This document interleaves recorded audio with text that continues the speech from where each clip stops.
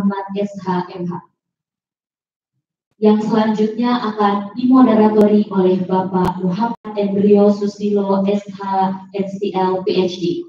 Baik, kami mohon kepada pembicara dan moderator agar menempati tempat di depan panggung.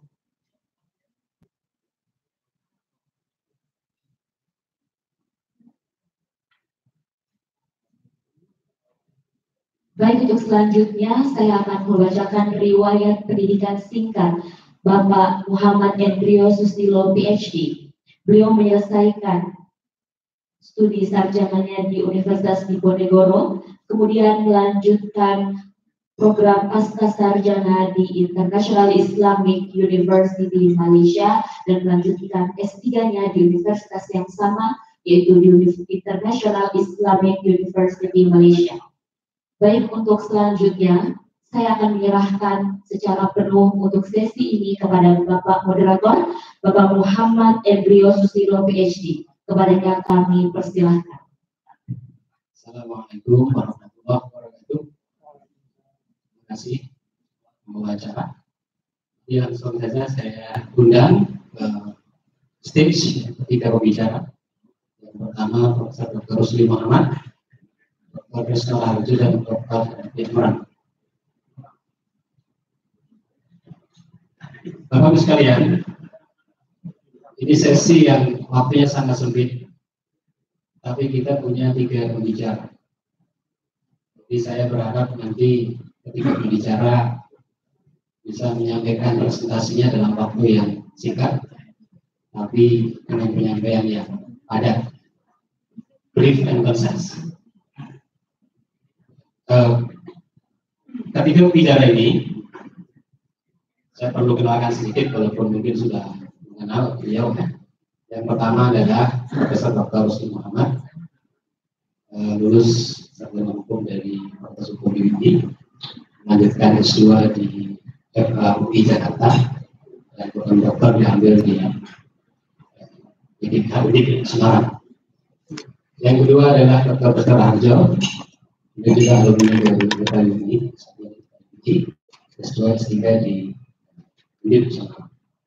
Kemudian yang ketiga adalah Dr. Hanafi Imran, juga alumni UIN 1, S2 juga ambil di UI dan di Erasmus ya, Rotterdam, S3 juga. Untuk menyingkat waktu, saya akan berikan kesempatan yang pertama kepada Dr. Krisna dulu, karena materinya umum. 10 menit.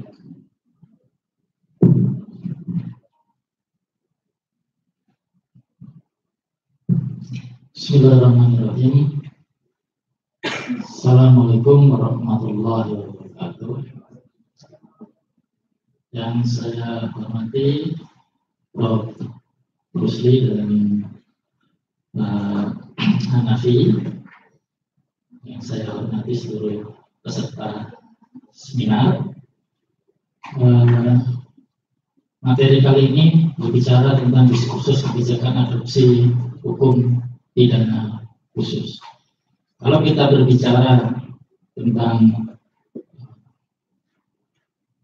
RUU KUHP, maka kita harus mengetahui dulu apakah sistem hukum kita itu mengatur tentang kodifikasi. Saya selalu menekankan hal ini.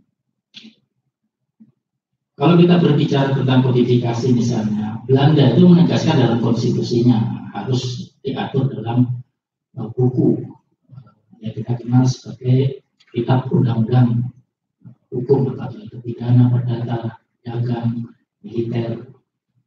Tapi di konstitusi kita hanya mengenalnya itu dalam Undang-Undang Dasar sementara tahun 1950. Selebihnya tidak ada. Kalaupun ada, zaman Orde Baru itu masuknya dalam Repelita tahun 1970-an itu baru diatur. Perlu diatur satu kodifikasi. Saat ini setelah reformasi tidak ada itu penegasan bahwa kita diatur dengan kodifikasi.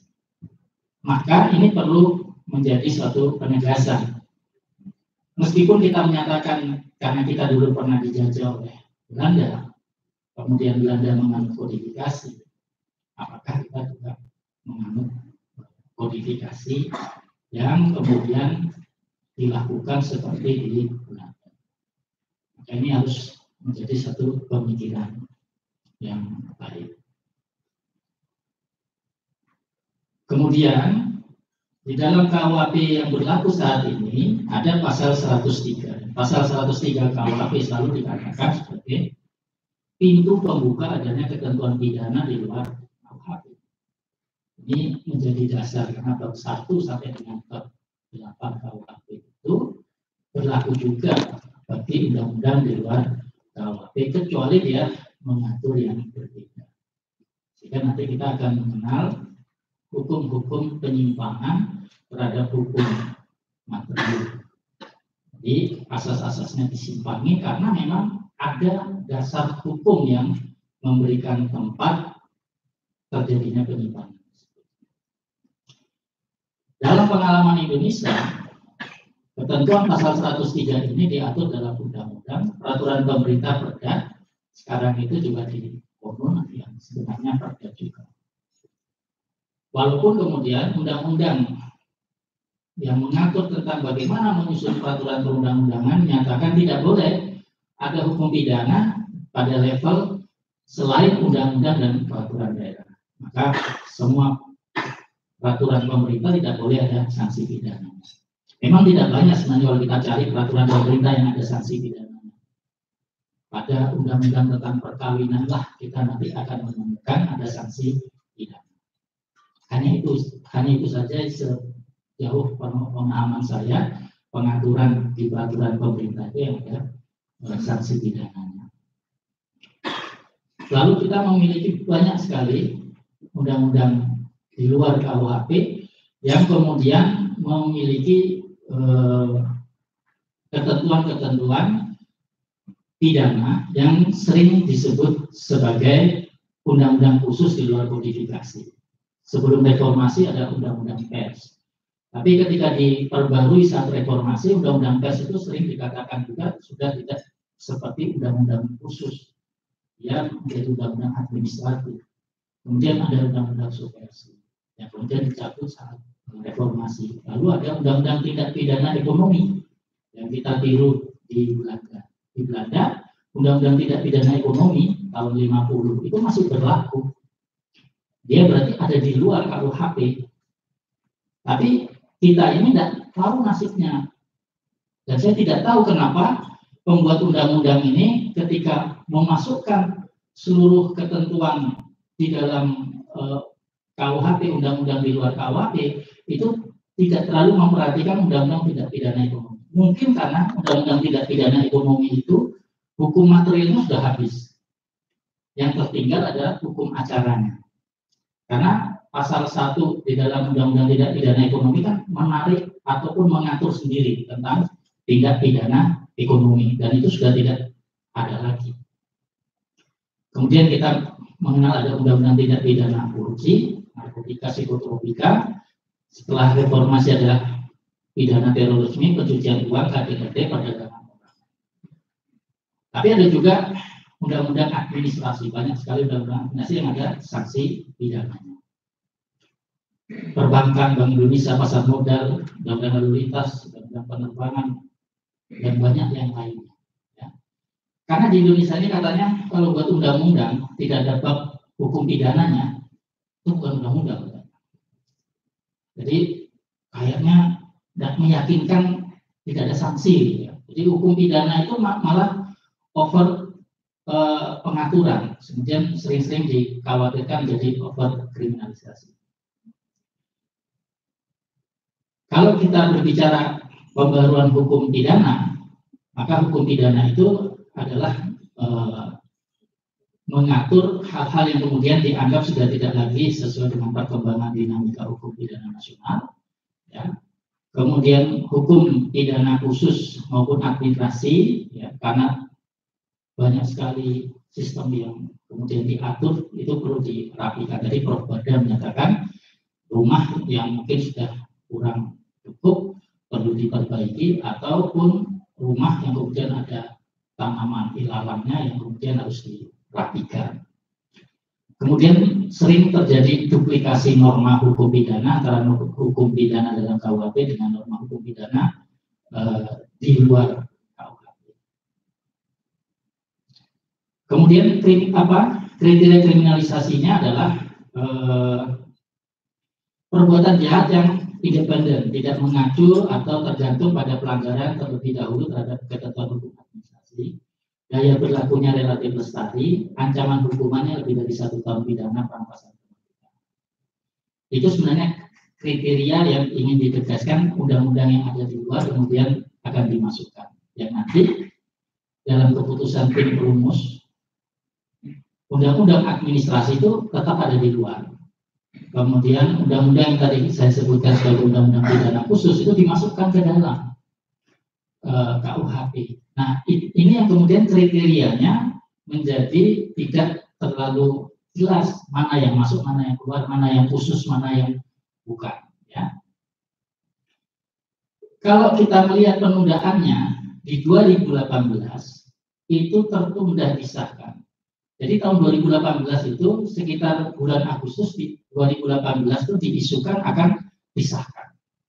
Tapi karena belum ada kesepakatan, terutama terhadap undang-undang tindak pidana korupsi, undang-undang narkotika, undang-undang psikotropika, undang-undang HAM, undang-undang lingkungan hidup, undang-undang pencucian uang, maka tidak jadi itu disahkan. Ya. Kalau 2009 itu sebenarnya yang 2018 itu sudah bisa diatasi, karena kemudian muncul undang-undang bab tentang tindak pidana khusus di dalam KUHP. 2009 kalau menurut pandangan saya itu lebih akibat adanya RUU KPK. Jadi agak sial RUU KUHP ini yang seharusnya disahkan karena DPR berkeinginan untuk mengeluarkan RUU KPK terjadilah persoalan. Kemudian disebut termasuk undang-undang kontroversial. Salah satunya misalnya ayam berkeliaran itu dibuat meme-nya itu semua malah jadi macam-macam itu. Ada ayam pokoknya malah dihitung. Itu kalau masuk sekali, nah itu sudah dapat 10 juta. Terus orangnya bilang 10 juta dapat dirinya, padahal kan denda. Nah, dianggap dirinya dapat 10. Ini kalau 2 ayam 20 juta, aja hitung-hitung mau.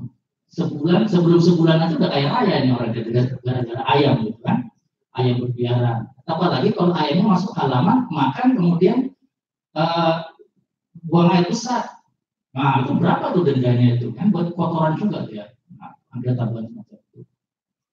Kemudian masalah kebebasan individu dan seksualitas saya kira tadi sudah dibahas itu banyak dimunculkan oleh mahasiswa yang melakukan demonstrasi. Ya. Nah, kemudian juga ada mahasiswi yang dipanggil di rektorat karena dianggap kurang pantas di dalam berdemo. Tapi anak milenial ya begitu ya. Cara menyampaikan pandangannya. Sehingga RUU KUHP cukup terkena tamparan karena mahasiswa berdemo, isunya memang banyak, sehingga belum lagi bisa disahkan. Padahal sebenarnya hampir dapat dikatakan 99% RUU KUHP itu jadi.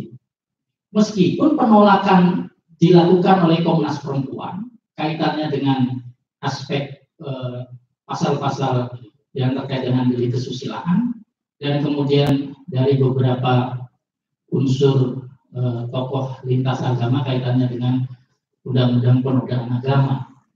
Ya, karena dua-duanya saya ikut di Jakarta itu mengantarkan ke ketua DPR untuk menyampaikan penundaan RUU KUHP. Tapi penundaan bukan karena permintaan Komnas Perempuan maupun tokoh-tokoh lintas agama, tapi karena demo mahasiswa. Kemudian tindak pidana khusus dalam RUU KUHP itu bisa kita temukan di dalam penjelasan 598. Pasal 598 itu sebenarnya tentang tindak pidana berat terhadap hak asasi manusia. Aneh juga penjelasannya kemudian berbicara tentang tindak pidana khusus. Nanti juga kita temukan penjelasan di dalam pasal 187 RUU KUHP yang berbicara tentang aturan peralihan yang menegaskan tentang ketentuan seperti pasal 103 KUHP.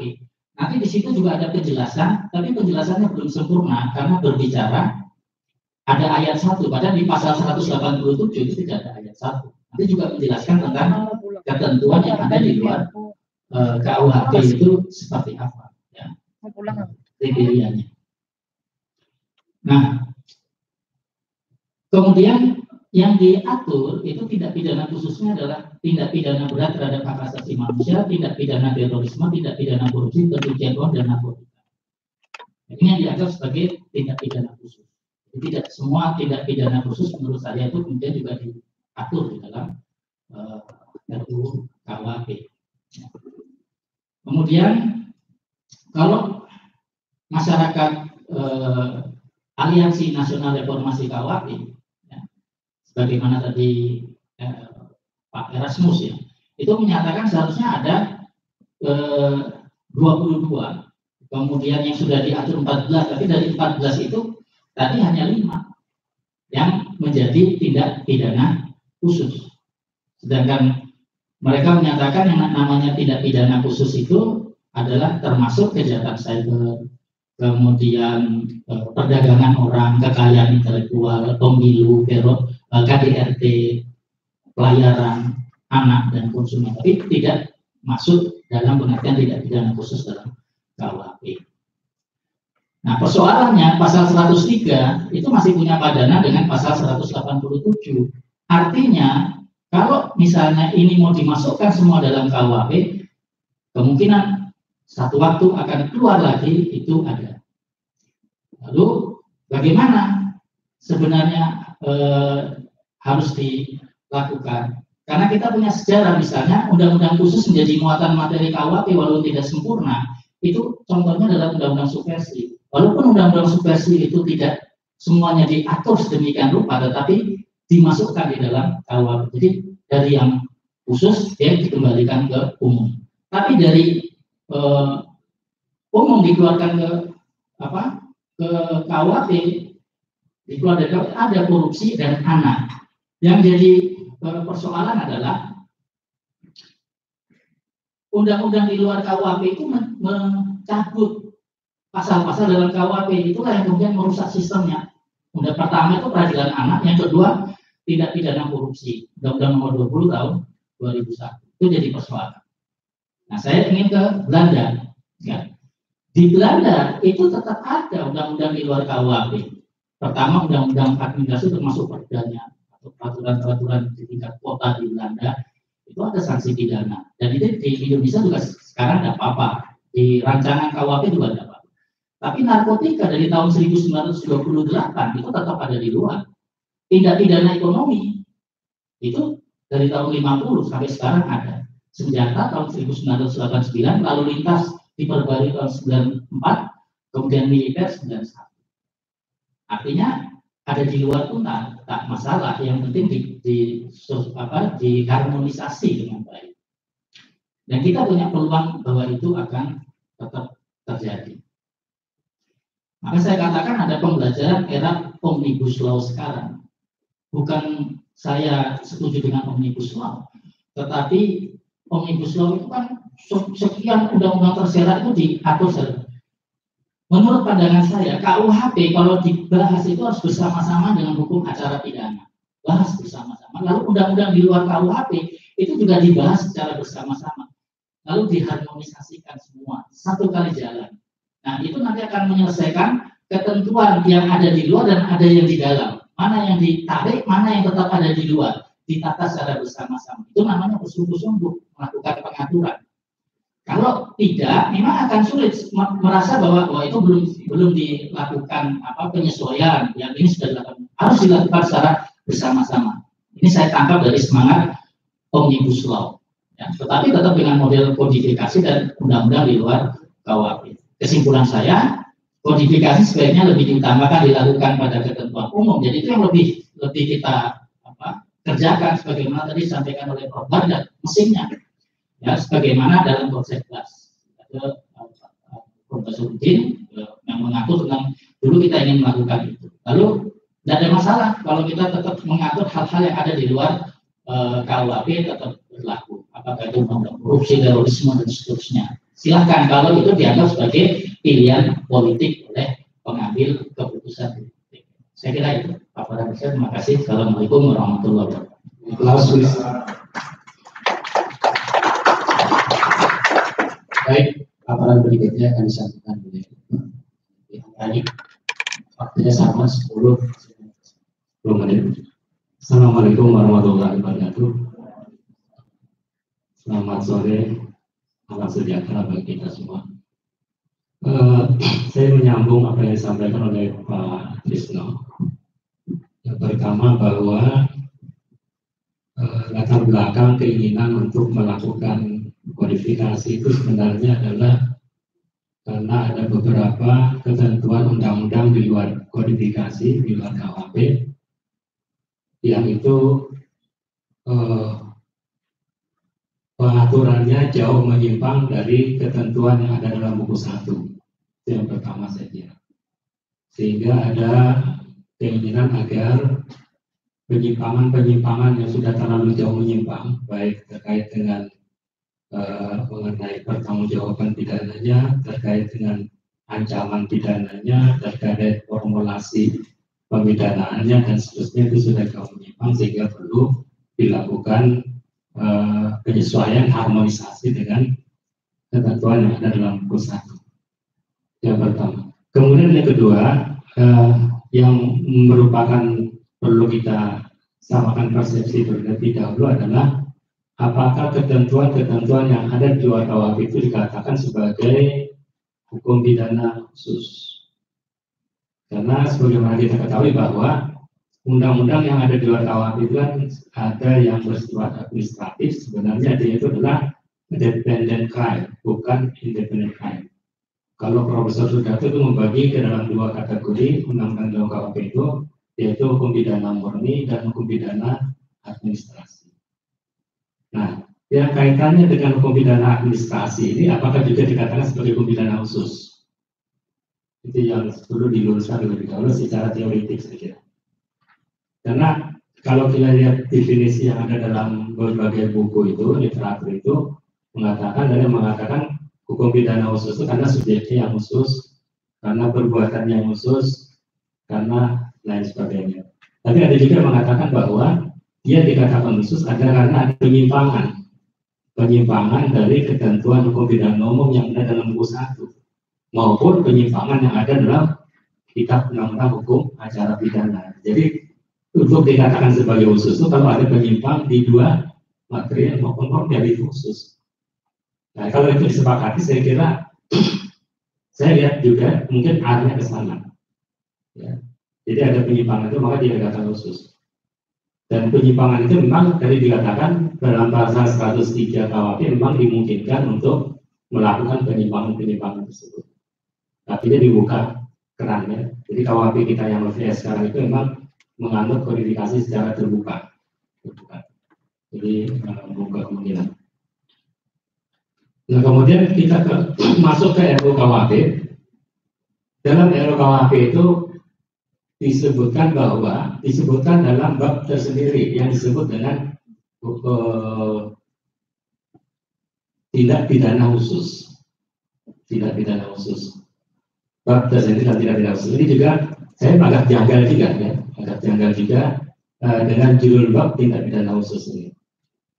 Sementara untuk undang-undang administratif yang sifatnya dependent crime tadi, itu sebagian ada yang masuk ke beberapa pasal yang terkait.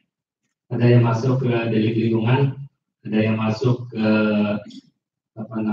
perdagangan orang, itu bukan khusus menurut versi RUU KUHP karena dia masuk dalam pasal-pasal yang ada dalam perdagangan orang itu.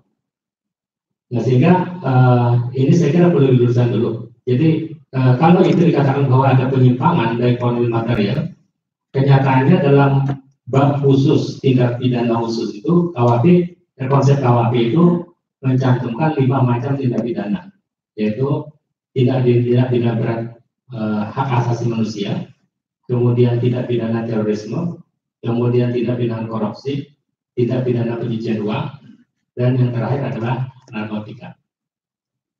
Nah, apakah kelima tindak pidana ini termasuk sebagai tindak pidana khusus atau tidak? Kalau 1 sampai 4 saya kira itu khusus karena ada penyimpangan. Kalau kita sepakati itu adalah penyimpangan dari hukum material maupun formil. Tapi narkotika itu saya kira tindak pidana administrasi.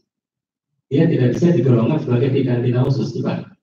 Ciri khas daripada tindak pidana administrasi itu adalah letak ketentuan pidananya itu ada di akhir ketentuan pidana. Dan dia akan merujuk pada pasal-pasal yang ada di atasnya, tidak merumuskan sendiri mengenai tindak pidana itu. Dan tindak pidana administrasi masuk dalam kelompok kategori regulatory crimes. Ya, ada malah prohibitan ya, malah prohibitan. Jadi dia tergantung pada pasal yang dilanggar, tergantung pada ketentuan undang-undang yang dilanggar. Jadi sebenarnya dia bermalayser, sebagaimana mungkin tindak pidana yang lain. Jadi tergantung pada itu. Nah ini saya kira apakah ini disepakati itu. Tapi kalau di dalam RKUHP memang disebutkan di sana mungkin ada sedikit penyimpangan atau pengecualian dari segi teoritis, sehingga dikatakan bahwa dalam pasal 598 kriteria untuk dapat dikatakan sebagai tindak pidana khusus itu ada berapa sampai A, B, C, D, E, F, G, H, I 9 kriteria. Jadi memang dia punya kriteria sendiri, sehingga salah satunya adalah dampak victimisasi yang sangat besar. Yang kedua adalah sering bersifat transnasional terorganisir. Saya kira 5 kategori itu, 5 tindak pidana khusus yang dimasukkan, saya masuk ya. Kemudian pengaturan acara pidananya bersifat khusus. Ya, mungkin narkotika acara pidananya ada khusus juga. Kemudian sering menyimpang dari asas umum dan seterusnya, ada 9 kriteria itu. Nah, sehingga masuklah 5 macam tindak pidana itu dalam KUHP. Nah, dengan masuknya tindak pidana khusus, kita sepakati sebagai tindak khusus, walaupun narkotika pengecualian, masyarakat mengasumsikan bermacam-macam. Ini kalau dia masuk di mana nasibnya di luar KUHP itu, bagaimana nasibnya? Sehingga asumsi masyarakat itu kalau dia masuk nanti akan menghilangkan kekhususan dia, sehingga yang ada di khusus dalam lembaga misalnya korupsi ditangani KPK sudah tidak menangani lagi, gitu kan? Itu yang dipertanyakan oleh masyarakat. Kemudian juga kalau dia masuk dalam KUHP, dia akan menjadi sesuatu yang sifatnya umum. Nah, tapi kalau kita lihat dalam KUHP itu ternyata tidak semua pasal yang ada dalam undang-undang tadi dimasukkan semua dalam KUHP. Ya, tidak semuanya. Sehingga namanya KUHP ini juga menentukan pasal-pasal yang dianggap sebagai core crime, pasal-pasal yang utama, yang inti dari beberapa pasal yang ada dalam undang-undang tadi. Seperti misalnya undang-undang HAM itu hanya masuk 2 kejahatan, yaitu genosida dan transgender humanity. Korupsi yang masuk sebagai core crime menurut RKUHP adalah terkait dengan korupsi kerugian keuangan negara pasal 2 dan pasal 3, dan pasal suap terkait dengan pasal 5 dan pasal 11 kalau tidak salah. Jadi suap dan penentuan tentang core crime ini juga menjadi dipertanyakan apa yang dimaksud dengan core crime itu. Karena korupsi itu banyak ya, klasifikasinya ada 7 macam korupsi itu. Yang dikatakan korupsi sebagai core crime menurut versi RKUHP itu adalah terkait dengan kerugian keuangan negara dan suap. Suapnya pun nggak semuanya. Intinya yang pasal 5 dan pasal 11. Pasal 12 nggak masuk. Ya. Kemudian untuk pencucian uang itu pasal 2, 3, 4, 5 semuanya masuk pencucian uang. Kemudian pasal terorisme cuma pasal 6 dan 7 utamanya, yang lain enggak. Kemudian terkait yang lainnya. Nah, kemudian saya berjabat sedikit. Nah, eksistensi setelah dia masuk dalam KUHP, eksistensinya bagaimana? Tidak pidana khusus yang diatur dalam KUHP ini. Di sini bisa kita lihat bahwa eksistensi hukum pidana khusus yang diadopsi itu ternyata sebagian pasal masuk dalam KUHP, sebagian besar pasal masih ada di luar KUHP. Sehingga di sini bisa saya katakan bahwa konsep adopsi hukum pidana khusus tidak mengakomodir keseluruhan ketentuan pengaturan tindak pidana khusus, hanya delik-delik yang inti atau core crime. Walaupun tadi sudah katakan bahwa delik inti yang mana gitu, ini masalah. Kemudian yang kedua, terdapat 2 konsep pengaturan hukum pidana khusus yang dikenal Kemudian, yaitu hukum pidana khusus yang diadopsi ke dalam kodifikasi KUHP dan hukum pidana khusus yang masih diatur dalam ketentuan undang-undang masing-masing secara khusus. Nah, kemudian kita lihat yang di dalam KUHP bagaimana? Yang masuk dalam konsep KUHP, ya itu tadi saya katakan bahwa sebelum diadopsi dia ada di KUHP dan ada beberapa hal yang menyimpang baik material maupun formil. Tapi setelah dia masuk dalam kodifikasi, maka bagaimana penegakan hukumnya? Ternyata diatur dalam pasal 624 bahwa di sini disebutkan bahwa pada saat undang-undang ini mulai berlaku, ketentuan dalam bab tentang pidana khusus dalam undang-undang ini dilaksanakan oleh lembaga penegak hukum berdasarkan tugas dan kewenangan yang diatur dalam undang-undang masing-masing. Jadi seperti undang-undang korupsi tetap yang menangani KPK. Kalau melihat dari pengaturan yang ada dalam undang-undang konsep KUHP ini. Jadi lembaga hukumnya tetap KPK, kemudian proses semuanya tetap KPK. Cuma ketika menyangkut pasal 2 dan 3 untuk korupsi maupun pasal 5 ayat 1 dan 2 maupun pasal 11 ketika menyangkut itu adalah tetap juga lembaga KPK yang mengadakan penyidikan, penuntutan dan seterusnya. Nah, sehingga mungkin perlu dipertanyakan keberadaan undang-undang yang ditarik ke dalam KUHP itu untuk apa gitu? Apakah ini transisi? Saya juga belum begitu paham. Ya. Artinya ada di luar atau di dalam KUHP pun dia sebenarnya sama-sama tetap mengikuti hukum acara yang ada tetap mengadopsi, tetap mengakui hukum acara yang ada di luar KUHP. Dan ketentuan-ketentuan penyimpangan yang lain tetap berlaku dengan adanya pasal 624. Nah, kemudian bagaimana yang di luar KUHP? Yang di luar KUHP pun itu tetap berlaku, ya. Yang di luar konsep KUHP tetap berlaku pasal-pasal itu. Nah, sehingga di sini mungkin bagi saya itu suatu hal yang mungkin tidak agak janggal ya. Kita agak setengah-setengah. Apakah kodifikasi kita itu tertutup? Kalau tertutup saya kira masukkan semua saja. Tapi kalau semua saja, ya memang banyak pasal yang dalam KUHP. Ataukah kalau sekarang ini namanya masih terbuka, Apalagi dalam pasal 617 juga disebutkan bahwa sama dengan pasal 103 KUHP yang sekarang ini masih dimungkinkan adanya ya undang-undang di luar KUHP.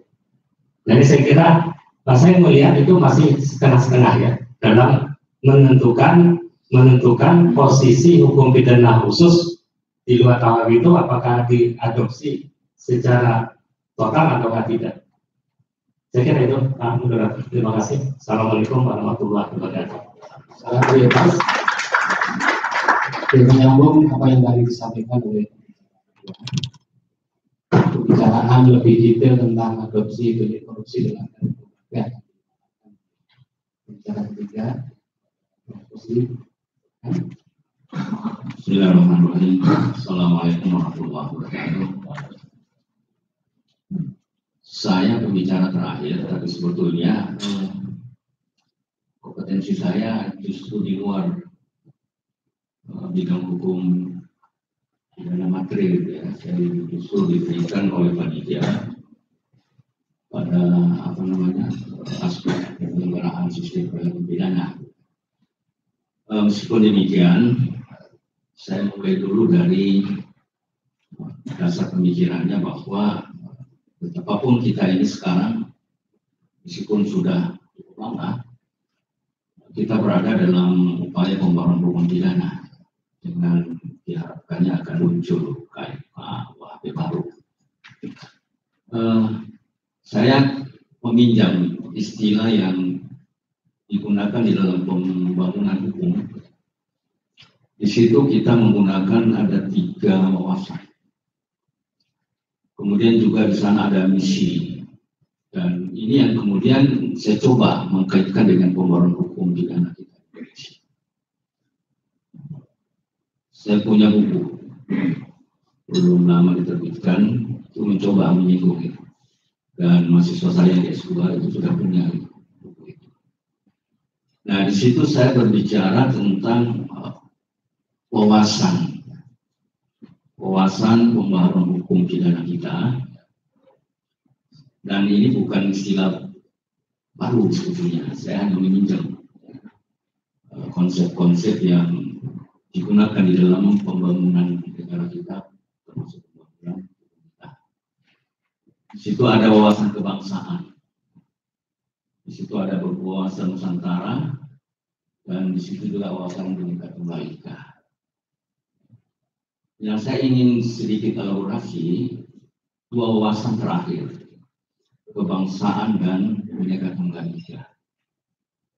Karena ini sangat dirasakan betul bahwa apapun yang kita lakukan, termasuk pembaruan hukum pidana di hukum kita ini, tidak bisa lepas dari wawasan kebangsaan ini, wawasan Nusantara dan wawasan Bhinneka Tunggal Ika. Tadi ketika berbicara tentang delik-delik, sebetulnya alasan pembenar untuk kemudian memasukkan ajaran-ajaran agama yang ada di Indonesia ini itu tidak lepas dari adanya wawasan Bhinneka Tunggal Ika. Di situ bangsa ini merasakan betul gitu ya, bahwa kita ini bersuku-suku, agamanya sangat bervariasi, adat istiadat nyebut itu juga sangat banyak. Sehingga meskipun Van Vollenhoven itu hanya membagi 19 hukuman hukum, tapi ada yang mengkritik itu. Itu lebih dari itu. Van Vollenhoven itu hanya sekedar untuk minimalisir saja gitu ya, supaya mudah dimobilisirkan itu. Nah, dengan kesadaran kita ini, pandang kita sudah paham betul gitu bahwa negeri kita ini nggak mungkin dia memperlakukan satu politik hukum yang namanya unifikasi, termasuk kodifikasi. Makanya salah satu misi dari pembaharuan hukum pidana kita itu adalah selain dekolonisasi, ada rekodifikasi. Jadi sebetulnya yang kita inginkan adalah rekodifikasi. Artinya kitab undang-undang yang kita sudah ada sekarang ini itu sudah dikodifikasi. Nah, kita ingin untuk melakukan perubahan itu, merubah, ingin mencari kodifikasi yang baru, yang tentunya sesuai dengan bangsa kita ini. Nah, kita persoalkan bahwa apakah kodifikasi itu terbuka dan tidak terbuka. Itu nonsens kalau wawasan Bhinneka Tunggal Ika kemudian kita ingin jadikan kodifikasi yang akan ada yang ke depan ini adalah kodifikasi tertutup. Itu nonsens. Tidak sesuai dengan karakter bangsa kita ini. Makanya mau tidak mau harus terbuka. Kodifikasi yang memungkinkan. Bahkan kalau kita juga mengikuti perkembangan pemikiran bahwa unifikasi itu tetap memberikan peluang. Ada hukum-hukum, ada aturan-aturan yang hanya berlaku untuk kelompok-kelompok tertentu. Jadi tidak semua. Jadi disadari betul. Wawasan kebangsaan, wawasan nusantaranya. Nah, itulah sebabnya maka tidak mungkin kemudian kita mau mengkodifikasi semua delik-delik yang tersebar di dalam atau di luar KUHP. Memang kadang-kadang kita agak seringkali bingung gitu ya. Kadang kita menjadikan beberapa delik yang ada di dalam KUHP ditarik menjadi delik khusus, termasuk pengalaman betul itu undang-undang korupsi kan. Makanya sedikit banyak saya soroti tentang korupsi ini. Dulu tentu satu gitu ya, karena dianggap bahwa Perpu yang pernah ada mengatur korupsi ini nggak cukup, karena ada di antara delik-delik yang ada dalam KUHP itu kurang menjangkau tentang perbuatan korupsi. Ini saya pernah mencoba membagi kategori korupsi itu ada korupsi yang inti gitu, yang memang ya korupsi benar ya, yang sekarang diformulasikan dalam pasal 2 dan pasal 3 korupsi dan kemudian diadopsi. Tapi ini kita sekarang justru kembali gitu. Delik-delik khusus, undang-undang khusus ditarik kemudian masuk ke dalam KUHP. KUHP, nggak kebalik. Nggak masalah. Kalau memang politik hukum kita mengarah ke situ, nggak masalah. Ingin mensistematisasi dan membuat simpel delik khusus yang mungkin dianggap, saya bukan tidak setuju, silakan saja itu melakukan itu, tentu dengan kriterianya gitu.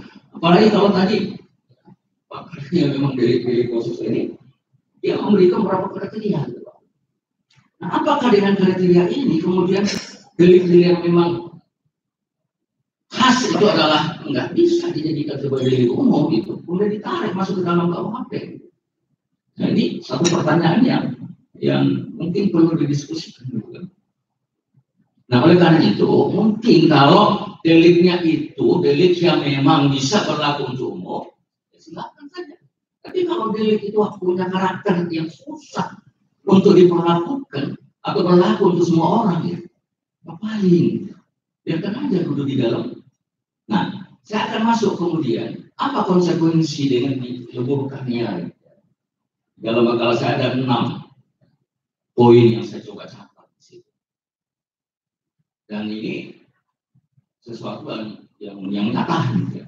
Jadi, yang pertama saya mengatakan bahwa ini tadi sudah disinggung Pak Anabistik, maka khusus misalnya delik korupsi yang ada dalam pasal 243 itu tidak lagi menjadi delik khusus masuk ke dalam KUHP, maka dia akan menjadi delik umum di situ. Maka aturan-aturan pasti akan berlaku. Dan itu berarti bahwa dia dilepaskan dari aturan-aturan khusus. Kira-kira dampaknya seperti apa gitu. Dan ini tindak pidana pokok yang saya katakan itu pasal 2 pasal 3 itu menurut saya itu pokoknya itu banyak. Tapi kok ini yang ditarik ini ada apa ini? Satu pertanyaan mungkin ya bisa didiskusikan. Hilang ciri khasnya itu. Kalau selama ini dianggap itu adalah kejahatan yang luar biasa, bahkan dengan perubahan undang-undang korupsi sudah di situ dinyatakan bahwa ada perubahan terhadap undang-undang korupsi ini karena sudah perlu penanganan yang serius tentang undang-undang korupsi. Nah, kalau kemudian hukum acara pidana, kalau KUHP diperlakukan itu kayaknya, apalagi kan harus ada penanganan khusus terhadap tindak pidana korupsi ini kan. Itu satu. Kemudian kedua, kalau kita tahu bahwa di dalam delik-delik khusus itu, khususnya misalnya dalam delik terorisme, korupsi, kemudian apalagi itu, supersib kalau dulu ada ya, sekarang sudah. Itu selalu didahulukan dengan perkara-perkara yang lain. Pemeriksaannya harus didahulukan. Penyelidikan penuntutan, pemeriksaan di sidang pengadilan, yang jelas itu korupsi terhadap kejahatan teroris harus didahulukan supaya penanganannya segera selesai. Dan ini menyangkut negara, bukan personal gitu. Nggak bisa ditunda-tunda. Nah, kalau masuk KUHP, sama posisinya. Mungkin malah justru didiamkan dulu lah, gitu ya. Apalagi kalau melakukan korupsi itu para aktor-aktor, Allah alam lah. Gitu. Ini kan ada apa di situ? Hanya keistimewaan, kekhasan dari delik itu khusus yang mestinya harus disegerakan mencari kesempatan. Atau mungkin ada motivasi supaya kalau delik korupsi ini, saya memang tertarik korupsi ini. Bukan saya pro KPK, bukan. Ya.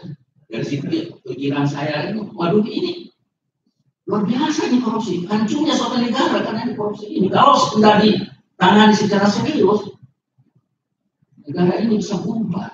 Apalagi utang kita sudah semakin banyak kan itu. Tambah korupsi lagi, gimana jumlah utang kita kan bisa. Nah, hilang tuh hak istimewa yang diberikan pada diri. Bolehlah kalau misalnya yang hanya suap gitu ya, penggelapan uangnya, nggak apa-apa. Tapi kalau itu sudah, karena dalam korupsi itu kan tidak sama dengan negara gitu ya. Keuntungan yang diperoleh yang mestinya milik negara itu menjadi tidak. Jadi orang yang menyuap pejabat itu juga sudah masuk bagian korupsi. Itu nggak ada kerugian negara. Nah kalau itu yang ditarik masalah. Tapi kalau ini pasal yang berkaitan dengan keuangan negara, perekonomian negara, dijadikan delik umum, subhanallah. Oke, kita bisa diskusikan lebih jauh tentang ini karena masa depan bangsa. Korupsi ini kita sudah paham. Oke, kan penanganannya itu. Kalau perlu gerakan pemberantasan korupsi ini diperluas. Kita sudah bersyukur itu ada undang-undang nomor 11 tahun 2000, nomor 19 tahun 2019.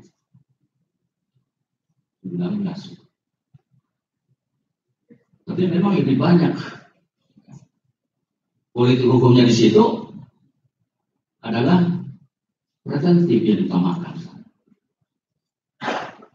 Kalau saya berpikir preventif itu boleh kalau kejahatannya belum seberapa gitu, belum dicegah sudah tidak. Tapi kalau kejahatannya sudah merajalela,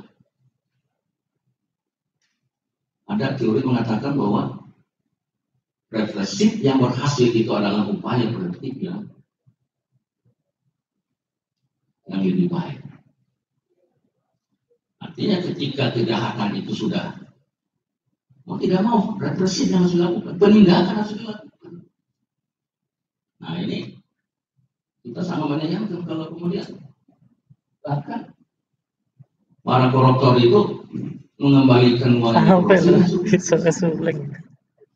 tidak ada lagi pidananya.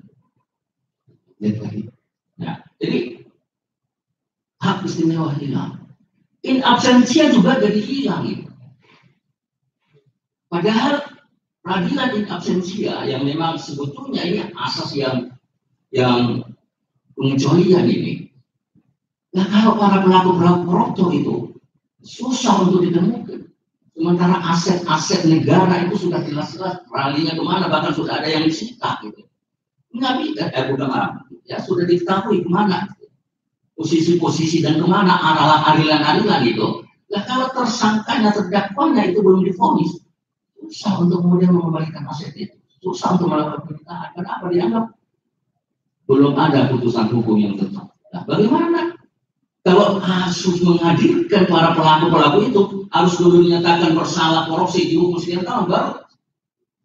Itulah salah satu upaya yang dilakukan. Kenapa ada kekhususan dalam proses peradilan pidana in absentia judicial hukum. Nah kalau sudah masuk ke korupsi ke awal ya hilang ya, nggak ada lagi itu ya. Karena KUHP tidak mengenal itu. Memang ada instansi peradilan lalu lintas gitu, yang ringan-ringan. Nah, boleh tuh ya. Bapak melanggar lalu lintas nggak perlu datang ke pengadilan tetapi putus oleh hakim ya. Apakah korupsi itu mau disamakan dengan pelanggaran lalu lintas? Kan memang tidak mungkin. Bebas itu ketahuan. Nggak ada lagi tuh. Maka nggak usah datang ke pengadilan. Dan aman tidak akan diputus oleh pengadilan. Tapi dengan adanya ini menurut saya adalah salah satu cara untuk mengembalikan aset-aset. Nah kemudian juga pembuktian terbalik. Memang KUHP itu tidak mengenal itu pembuktian terbalik. Beban pembuktian itu tetap diberikan kepada penuntut umum di sidang pengadilan. Nah korupsi itu dibuka peluang untuk dilakukan beban pembuktian tidak hanya pada jaksa penuntut umum, tapi juga pada terdakwa. Ini apa? Karena terkadang jaksa penuntut umum kadang-kadang sulit untuk menghadirkan alat-alat bukti yang ada tadi.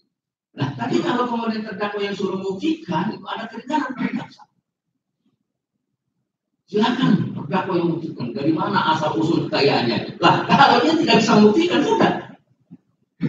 sudah jelas-jelas kan, jaksa bisa ringan dalam pembuktiannya, tinggal menyampaikan berbagai bukti-bukti yang mungkin sekedar mendukung saja. Tapi kalau ini dijadikan delik umum, KUHP tidak mengenal pembuktian terbalik. Kalau itu kasusnya kasus pidana umum. Nah, kemudian juga sekarang dikembangkan tentang alat-alat bukti elektronik kan itu. Kita kenal itu dalam undang-undang korupsi ada, dan berbagai undang-undang khusus itu ada mengenal alat bukti. Nah ini pun juga tidak berlaku.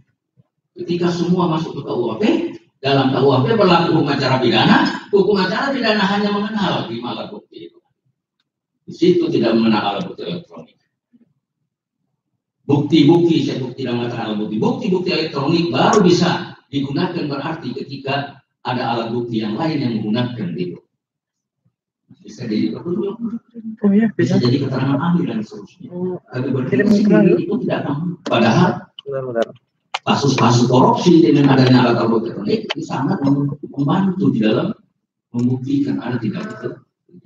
Nah, sekedar panitia sebagai konsekuensi ketika atau mau langsung WhatsApp dijadikan sebagai umum masuk di dalam KUHP yang akan datang. Kurang lebihnya mohon maaf. Assalamualaikum warahmatullahi wabarakatuh.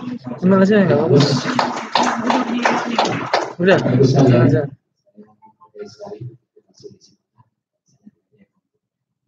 Ini sangat menarik.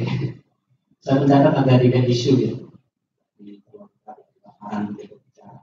Yang pertama berkaitan dengan perlu tidaknya ketentuan hukum pidana khusus itu masuk. Yang kedua adalah yang nggak perlu tindak pidana yang mana yang akan diadopsi. Dan yang ketiga, kalau mau diadopsi sejauh mana proses mengadopsinya? Apakah semua ditarik masuk atau hanya sekedar yang sifat konferensi? Itu yang menjadi kontroversi di luar dan mungkin juga dibahas diskusi hari ini. Mari silahkan bagi ibu yang punya pertanyaan atau ingin menyampaikan pendapatnya. Dan kesempatan untuk yang pertama kali 3 penanya. 1, dan lagi 2, yang ketiga atau 2 dulu. Oke.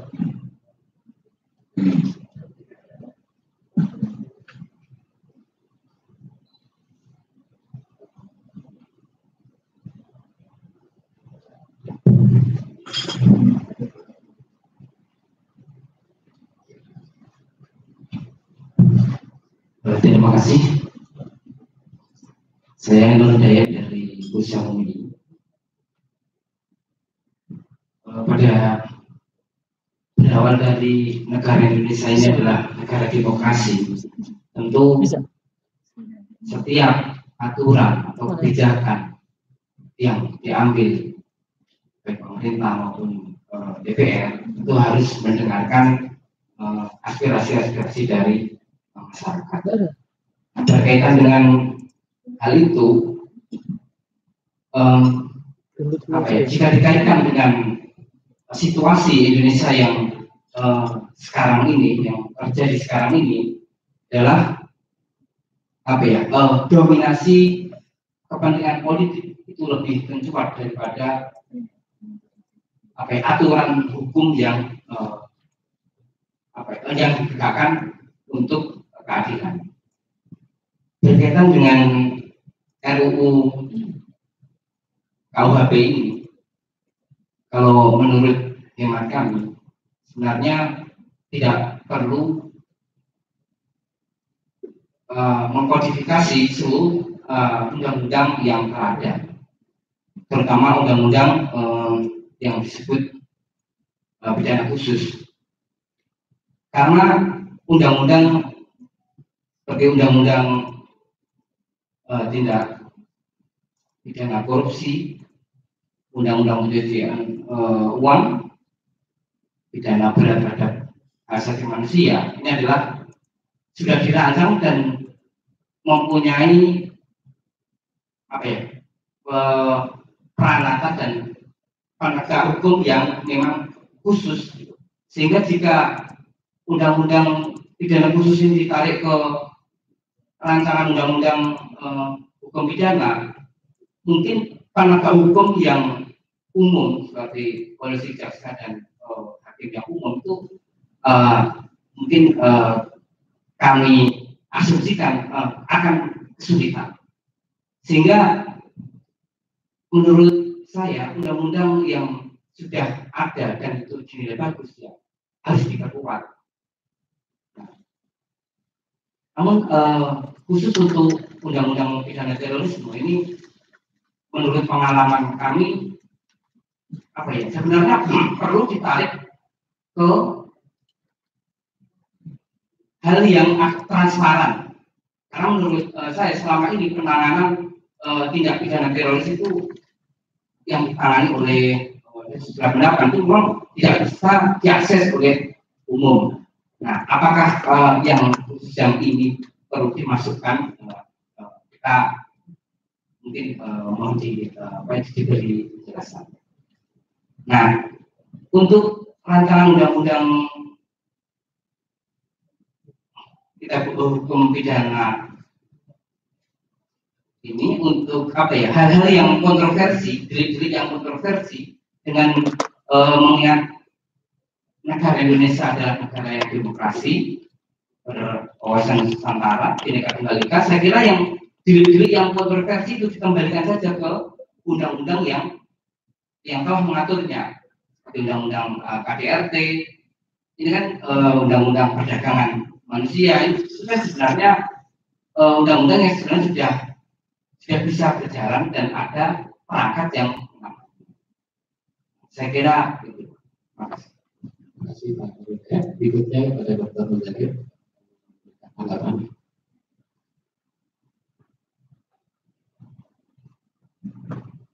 Terima kasih. Assalamualaikum warahmatullahi wabarakatuh.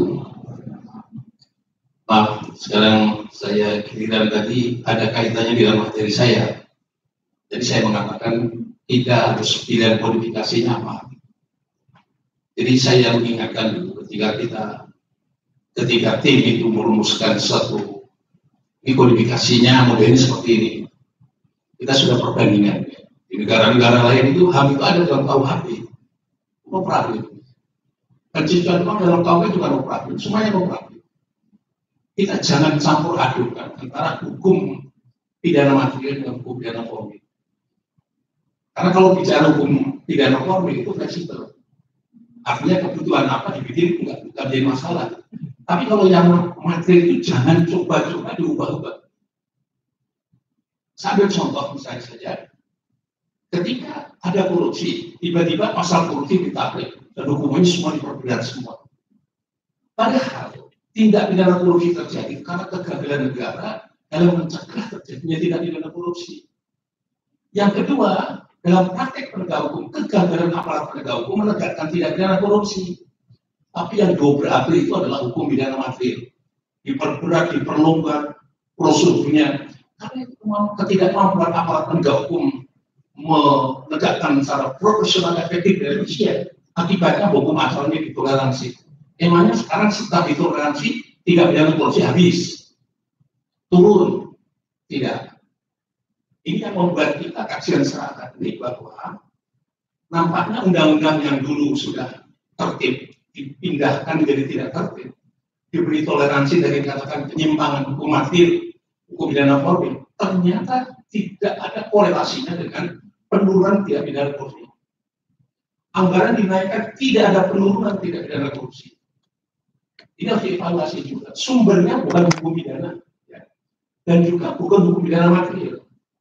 Letaknya sudah bidang yang lain yang bukan tindak pidana korupsi. Terorisme juga sama dibikin undang-undang apapun. Kata Pak Kapolri dulu katakan bahwa karena undang-undang tidak disahkan itu sama terjadinya tindak pidana korupsi. Dalam teori saya tanya kepada mahasiswa, ada nggak korelasi dengan rencana pembahasan undang-undang disahkan tidak hubungannya dengan tindak pidana terorisme? Enggak ada Pak. Secara kriminologis juga enggak ada, karena undang-undang udah ada. Gitu. Terus kemudian pencucian uang misalnya. Pencucian uang itu cuma 3 pasal saja.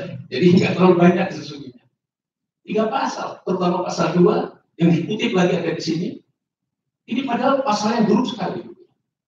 Itu masih bagus perumusan hukum pidana 480 tentang penadahan.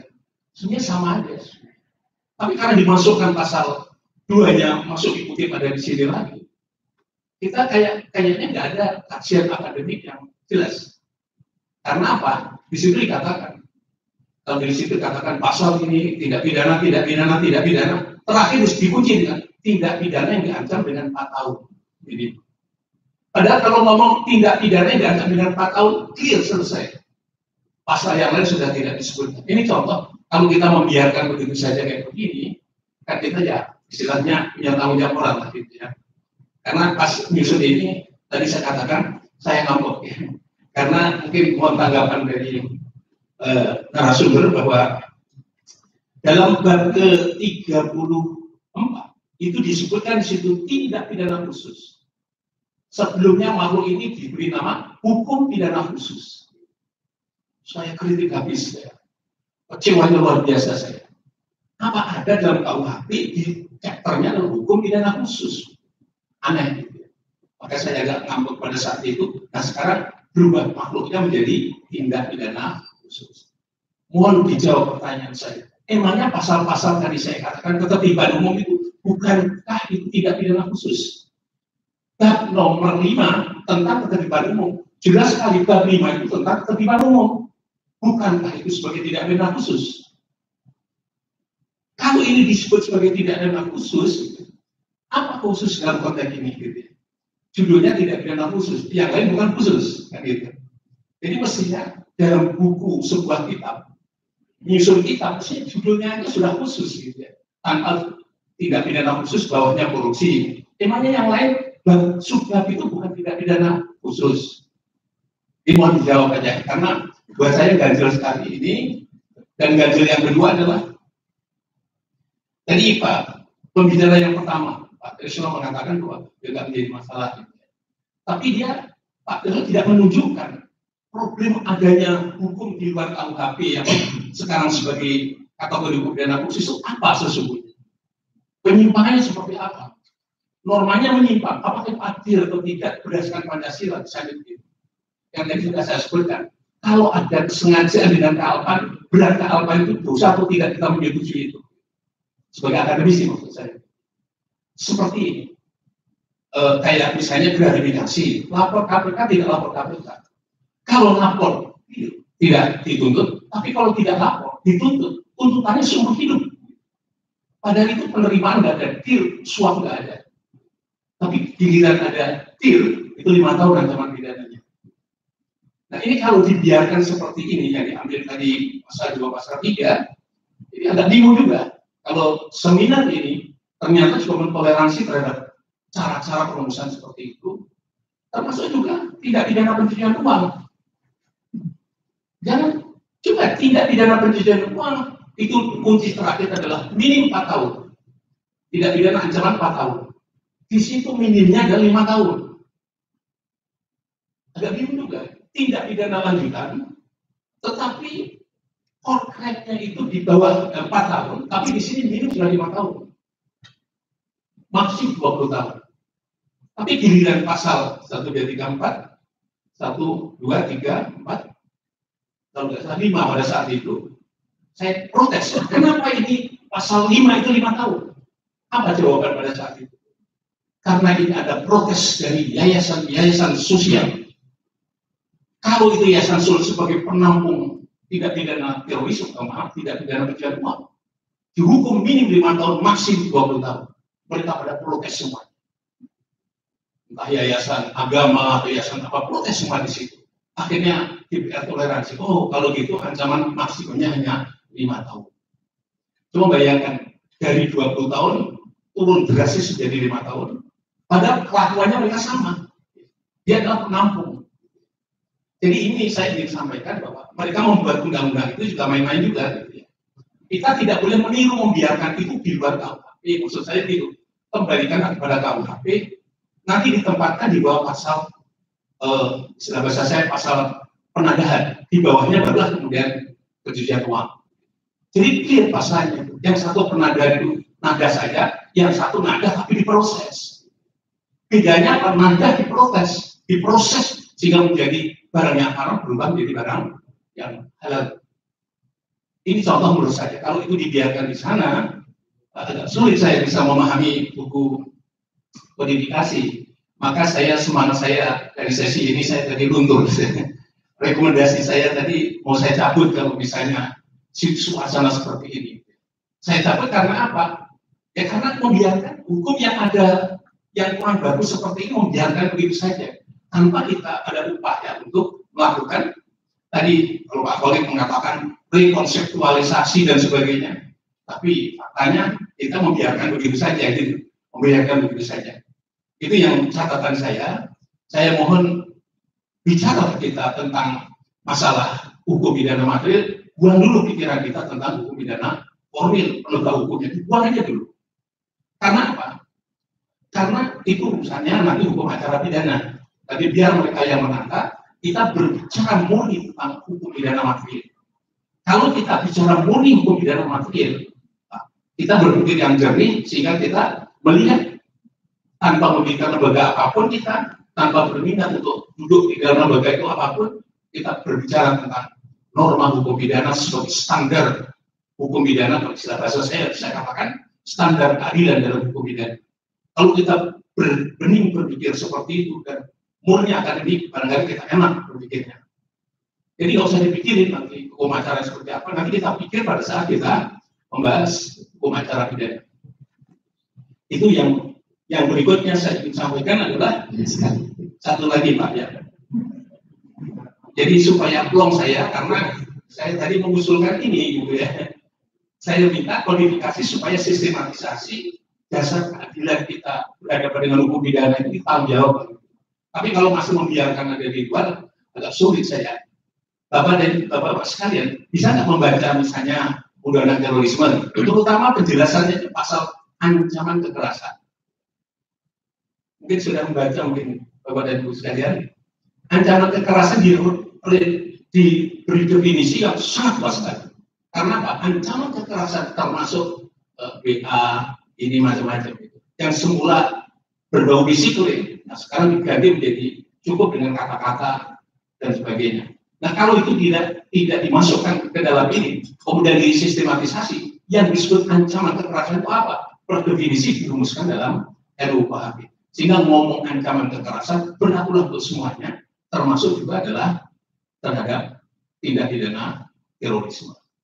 Begitu Pak Moderator, terima kasih toleransinya supaya kegalauan saya ini bisa saya ungkapkan. Dan saya juga berpikir kalau seminar nasional ini sama dengan yang ada dalam buku ini, ya buat apa ada seminar nasional kayak begini? Karena tidak memberi solusi secara ilmiah, akademik terkait dengan problem hukum dan penegakan hukum yang ada sekarang. Mungkin kalau boleh saya mengutip, ini yang paling akhir Pak.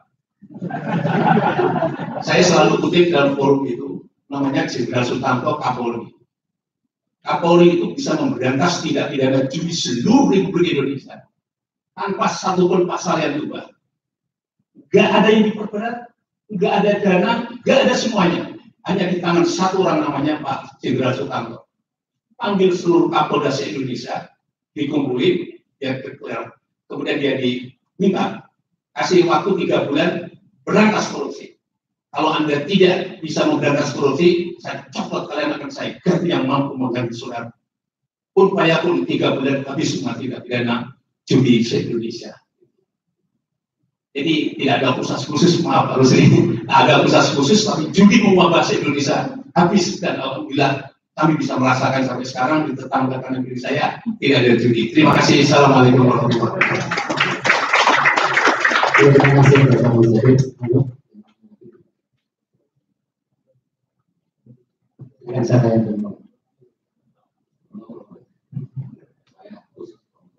Iya. Terima kasih.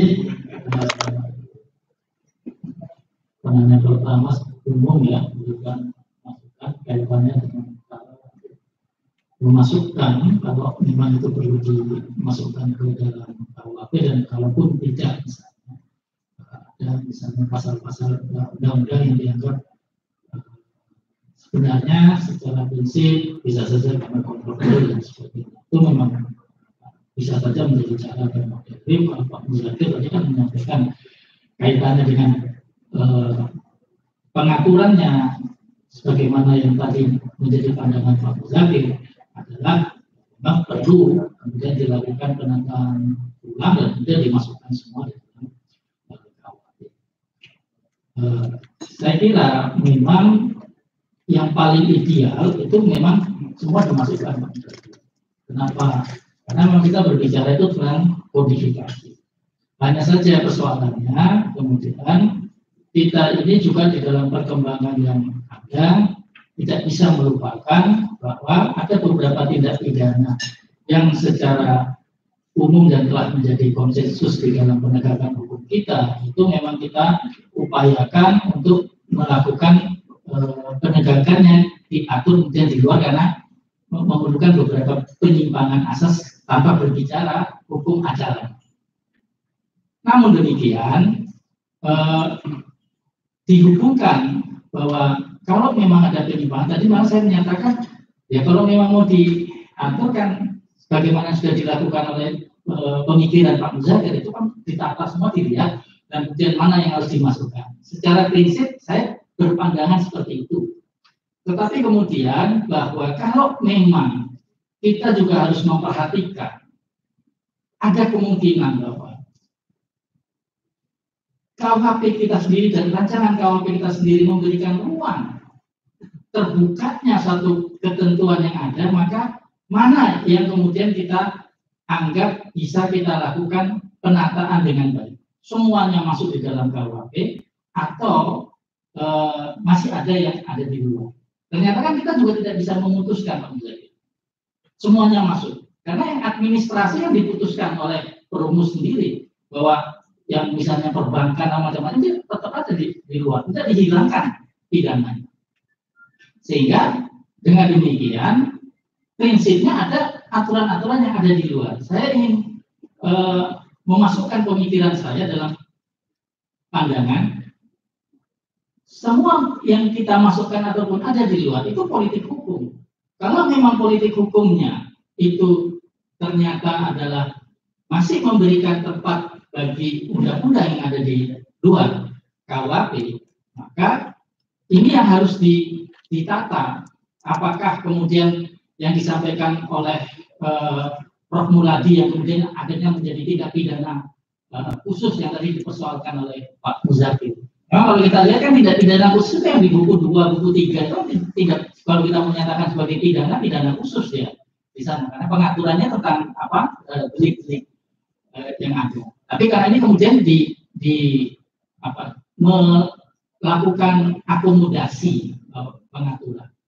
Dan yang saya pikirkan adalah arah tentang pengakomodasiannya Pak Muzakir. Jadi apakah dia di dalam ataupun dia di luar? Maka tadi saya katakan ini tidak bisa kita kemudian di dalam mengaturnya tidak juga menempatkan KUHP ini berdiri sendiri. Kalau memang dia ada di luar, seharusnya semuanya itu diikut sertakan menjadi prolegnas yang dibahas secara bersama-sama. Justru kalau ini ditutup kemudian tidak diatur, ya sudah dia akan masuk di dalam KUHP. Sedangkan kalaupun dia ada di luar, maka itu akan dilakukan pengaturan secara pengaturan di luar.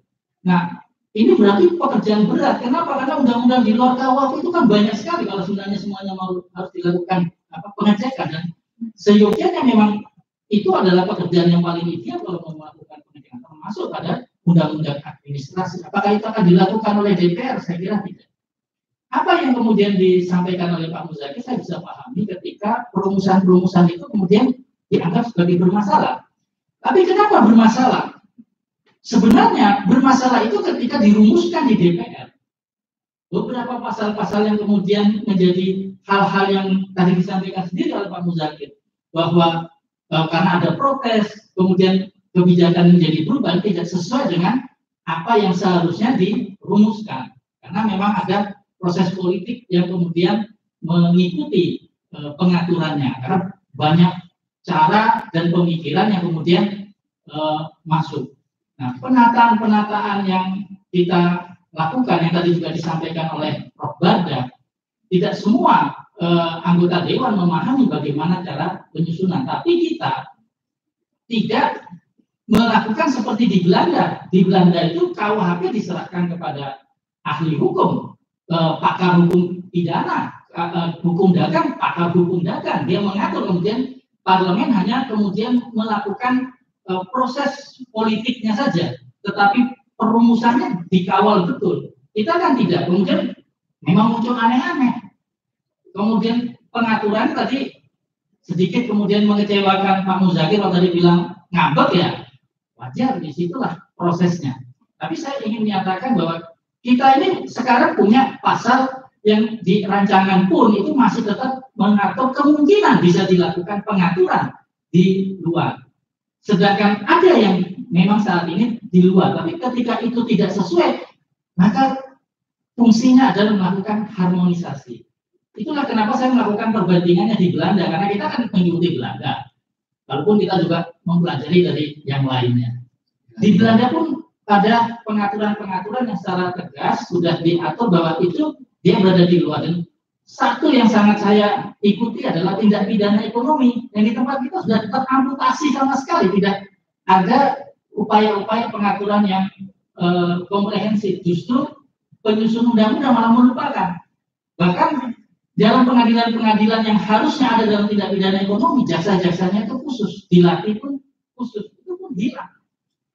Jadi tidak ada upaya kita itu untuk mencegah. Bahkan menurut saya, kalau itu ada, korupsi pun tidak perlu terlalu banyak dipersoalkan. Kalau kita dari awal konsisten menegakkan tindak pidana ekonomi. Ya, saya kira itu. Berikutnya, terima kasih. Kalau Pak Muzakir ngambek, saya paham. Saya sendiri juga, saya butuh tidak dari sini. Saya sendiri juga agak aneh gitu dengan konstruksi bab yang ada tindak pidana khusus itu. Saya setuju kalau misalnya itu dimasukkan ke dalam pasal-pasal yang mendekati dengan itu. Misalnya pencucian uang masuk di bawah pasal 480 misalnya. Saya setuju Pak Muzakir. Nah, tapi mungkin sebetulnya justru peserta ini menanyakan Pak Muzakir yang perancang itu, perancang di dalam pasal KP itu kan. Tapi kenyataannya kan tidak bisa juga untuk membawa aspirasi seperti itu. Sebagian besar anggota perancang itu mungkin menghendaki ada seperti itu. Jadi kalau saya bisa mengatakan, tadi mungkin saya tidak begitu tegas, saya mengatakan adopsi undang-undang tindak pidana khusus yang ada di luar KUHP itu ada kodifikasi yang setengah hati kalau saya tadi, nggak jelas gitu loh. Dikatakan bahwa itu makhluk apa gitu loh, tindak pidana khusus. Itu. Yang kedua saya kira saya lebih cenderung untuk agar dimasukkan ke pasal-pasal yang terdekat kemudian dilakukan harmonisasi. Itu saya kira lebih pas ketimbang seperti yang ada sekarang ini. Jadi tegas saya katakan bahwa Seminar Nasional ini mempertanyakan keberadaan bab 34 itu saya kira perlu dicatat. Ya, saya kira menjadi tegas itu, karena tidak jelas. Kemudian apalagi tadi, jadi dia setengah hati betul. Di satu sisi dia tarik menjadi adopsi menjadi konsep dalam KUHP, tapi di sisi lain lembaganya, prosedurnya dan lain sebagainya tetap menganut pada undang-undang di luar itu gitu. Itu kan aneh. Dan yang saya pertanyakan juga misalnya pencucian uang itu kan cuma 3 pasal itu, 3, 4, dan 5. Kalau itu ditahan gitu, kalau yang kedua itu masih berlaku, itu namanya apa gitu loh? Kan aneh juga. Administratif semua itu, mengenai PPATK dan seterusnya. Nah terus apa fungsinya gitu loh? Jadi menarik di sini, tapi kalau saya melihat mungkin lebih tegas lagi, useless gitu. Useless sebenarnya, gak ada gunanya gitu mengadopsi itu. Jadi saya kira lebih baik kalau saya memang kalau ideal kan kodifikasi tertutup, tapi saya kira agak susah karena beberapa abad yang lalu KUHP sendiri, WPS sendiri pasal 103 itu mengisyaratkan bahwa kodifikasi tertutup itu suatu hal yang sangat tidak mungkin gitu melakukan. Nah oleh karena itu saya kira tetap sebagai kodifikasi terbuka, tetapi kalaupun ada undang-undang di luar KUHP jangan terlalu jauh penyimpangan seperti itu yang dikendalikan, diharmonisasi dengan buku 1. Saya kira itu. Terima kasih. Prof. Saya sedih Pak Muzakir. Kalau kemudian tidak melibatkan hukum pidana formil ketika kita bicara tentang pidana material. Nggak tahu guru kita dulu mengibaratkan katanya antara hukum pidana formil dan hukum pidana material itu ibaratnya 2 mata uang. Lah kalau cuma kita bicara sebelahnya saja, itu nggak bicara yang lainnya. Makanya mungkin terima kasih panitia, kita sedikit administrasi peradilan sistem peradilan pidana dibutuhkan di sini kan, sehingga memancing kita untuk kemudian juga memikirkan bahwa penyelenggaraan peradilan pidana itu selain menggunakan dasarnya KUHP, tidak bisa juga kita mengabaikan undang-undang khusus yang itu juga mengatur tentang pengacara. Saya setuju Pak Muzakir, ketika kita melakukan kodifikasi itu dalam usaha apa, untuk misi apa, adaptasi, misi harmonisasi, oke, itu kita lakukan itu. Dan ini bisa menyangkut semua aturan-aturan khusus yang ada, kita harmonisasikan, yang kemudian mana yang harmonis itu diangkat menjadi bagian dari kodifikasi. Tapi kalau kemudian ternyata nggak mungkin itu, ya, ada keatnya di situ yang nggak mungkin bersatu kan, ibaratnya minyak sama air kan, itu misalnya seolah-olah. Nah kalau itu yang terjadi, makanya kembali lagi pada yang saya katakan tadi, Bhinneka Tunggal Ika, nggak mungkin kita LK-nya saja gitu ya, tunggalnya saja gitu. Tetap saja ada kemungkinan itu menunjukkan bahwa ada sesuatu yang harus diatur secara khusus.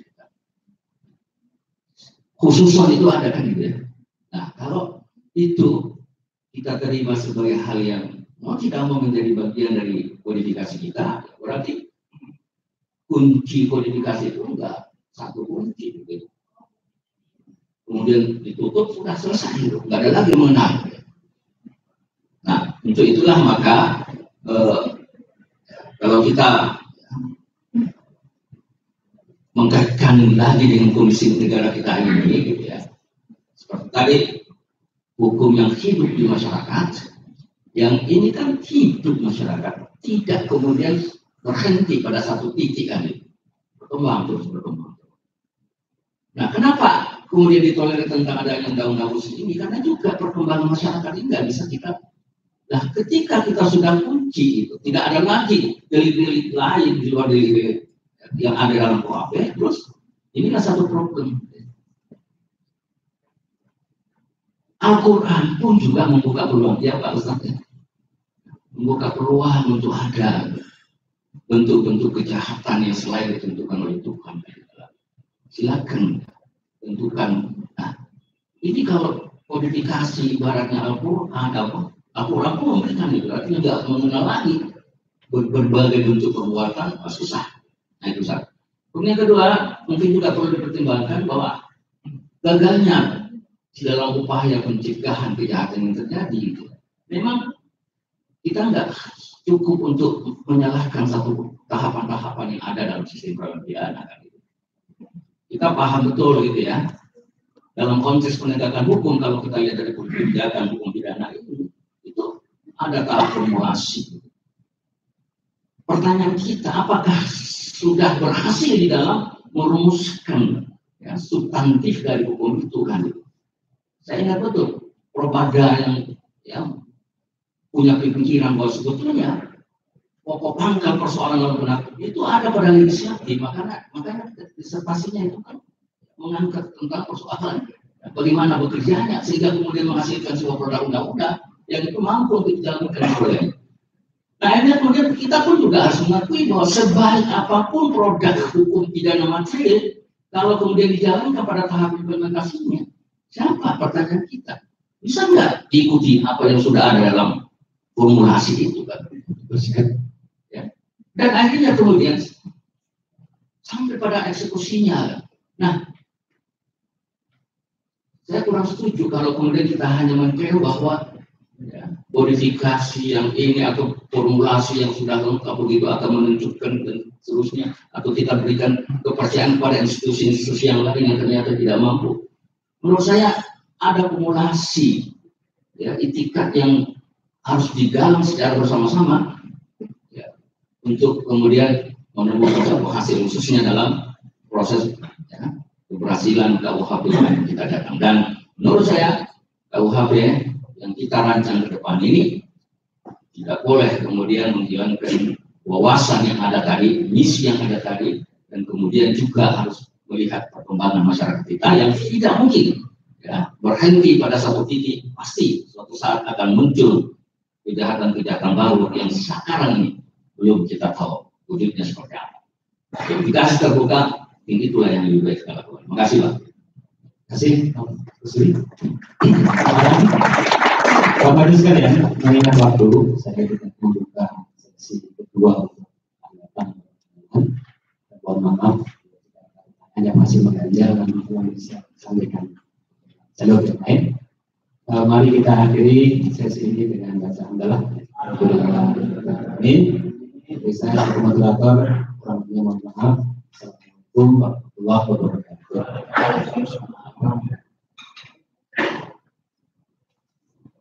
Baik, terima kasih kami ucapkan kepada Bapak Moderator, Bapak Muhammad Endrio Susilo PhD yang telah memimpin untuk sesi ini. Selanjutnya adalah penyerahan kenang-kenangan kepada para pembicara. Untuk itu kami mengundang Ketua Panitia Seminar Nasional Bapak Syarif Nur Hidayat SH.MH untuk memberikan kenang-kenangan kepada para pemateri. Pada para pemateri, persilahkan untuk ke depan panggung. Terima kasih.